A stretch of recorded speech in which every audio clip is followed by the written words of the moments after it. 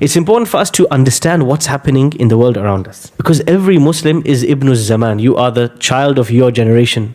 And if you don't understand what's happening, you will quickly be swept away to the side. Before we talk about why we should build wealth as Muslims, we have to break two misconceptions. The first misconception is that the Prophet ﷺ was poor. Whoever says the Prophet ﷺ was poor, I challenge this person to bring me concrete evidence of this. The Prophet ﷺ was a noble man from a noble family, and he was wealthy, but he lived a simple life. He chose to live a simple life. It is not that he was poor, that he did not have the means, that he struggled. No, he chose to live a simple life even though he had access to wealth. The Prophet ﷺ owned land, he owned farmland. Part of this farmland was generating rent, income. Part of this farmland, he had given it as a waqf to generate income fi sabilillah, for the sake of Allah subhanahu wa ta'ala. The Prophet ﷺ made investments.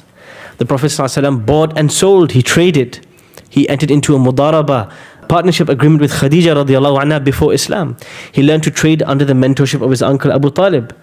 So this is somebody who's an experienced trader who travels to Syria in those days, to the Levant, to trade.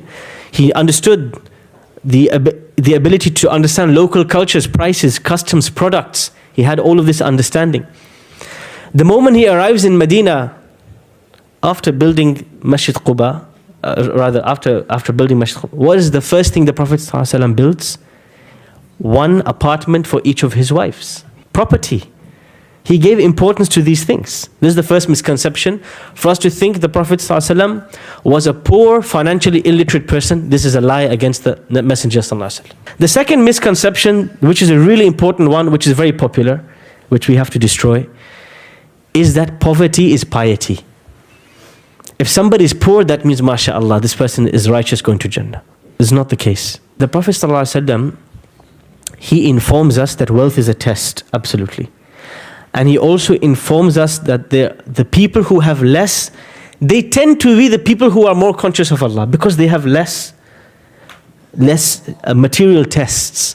They're able to focus on the worship of Allah, and they're able to give less importance to these things. That doesn't mean that if you take an average person who's poor, an average person who's rich, the poor person is 100% more righteous. Not necessarily. From the 10 people promised paradise, 8 or 9 of the 10 people promised paradise were business people, were traders, well-known traders, who were wealthy. They were affluent, they were not poor. The Prophet ﷺ said, نِعْمَ الْمَالِ الصَّالِحِ لِلرَّجُلِ الصَّالِحِ. How amazing it is for wealth to be given to a righteous person.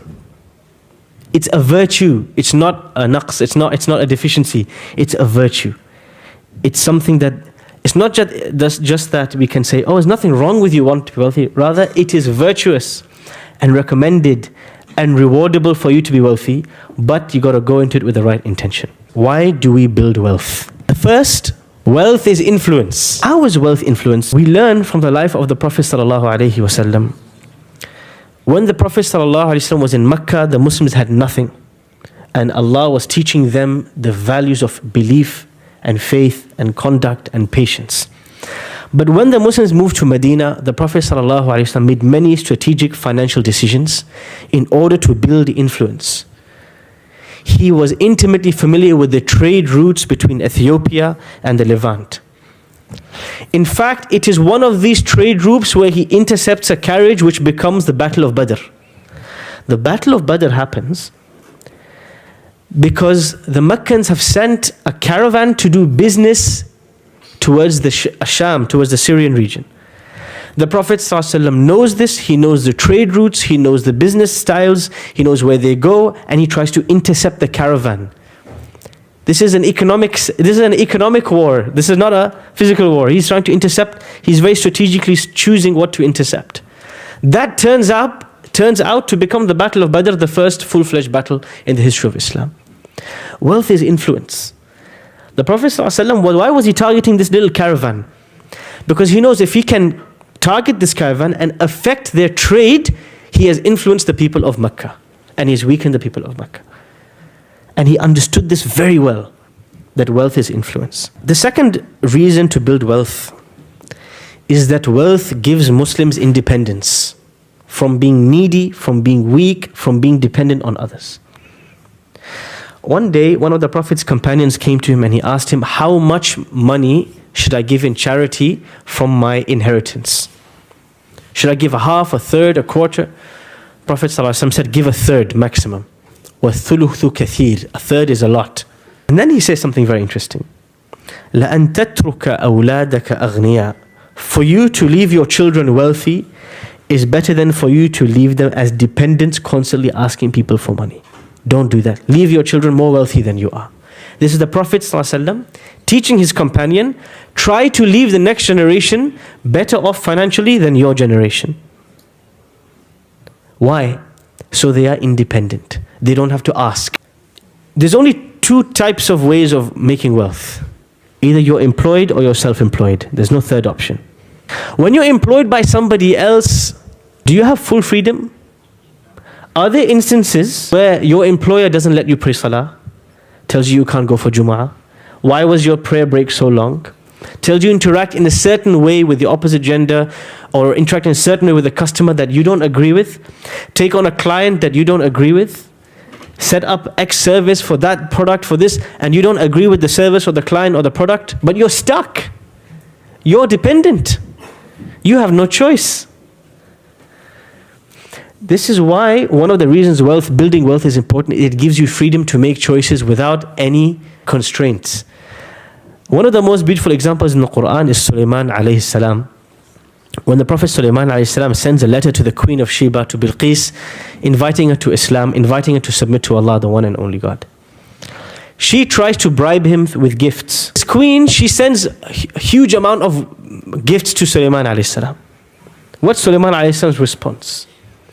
قال أتمدونني بمال فما آتاني الله خير مما آتاكم. Are you trying to tempt me with money? What Allah gave me is better than what He gave you. Some scholars of tafsir interpreted this to mean, he says, what Allah gave me from Islam and revelation is better than these gifts. But other scholars interpreted it this way. Allah gave me more wealth than you. What you gave me is nothing. You sent me pennies. You think this is going to impress or sway me? I cannot be swayed by your wealth. I'm superior to you in wealth.